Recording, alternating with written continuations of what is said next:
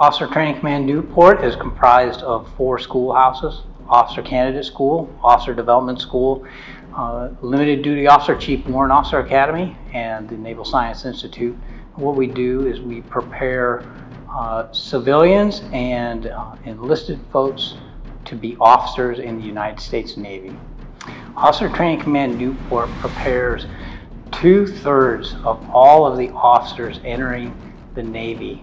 And in fact, we prepare 50% of all the unrestricted line officers who enter the fleet. So it's very important that we give them the necessary training and the foundations for which, when they head out to the fleet, they can build off of and become leaders of this nation's Navy.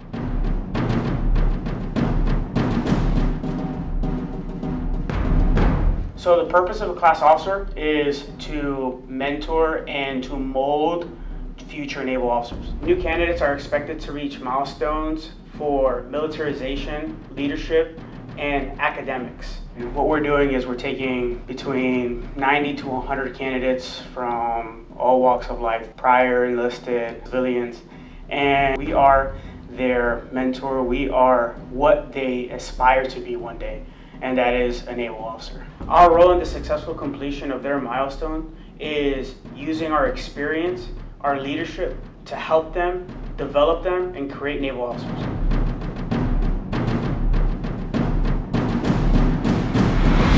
The importance of physical fitness in this program is for them to be able to pass the standards of the Navy.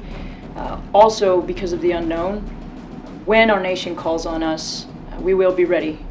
Regardless of our job, regardless of our branch, we will be ready. Drill is just another part of this transformation process. It instills discipline, instant obedience to orders, confidence, and attention to detail. Without these things being instilled, we would not have the same end result. We do have some prior enlisted individuals that come through the program, but for the most part, we're taking civilians and completely transforming them.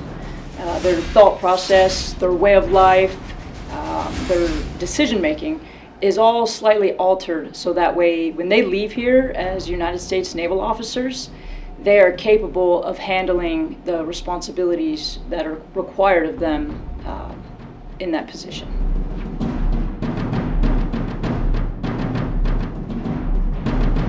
The first thing that we want to do here is make sure that they are, coming to the standard that we expect a naval officer to ascribe to. So the first thing is just militarization. It's not too terribly different from boot camp, Great Lakes, right? A lot of discipline, move here, go there, do what I tell you when I tell you to. Now we shift into a different phase later on with applied leadership, where we essentially monitor the management of the schoolhouse, but the senior class is actually in charge of running the schoolhouse, right? So we're here as a safety net. Critical thinking skills, I would say, are the hallmark of an officer once they graduate from here.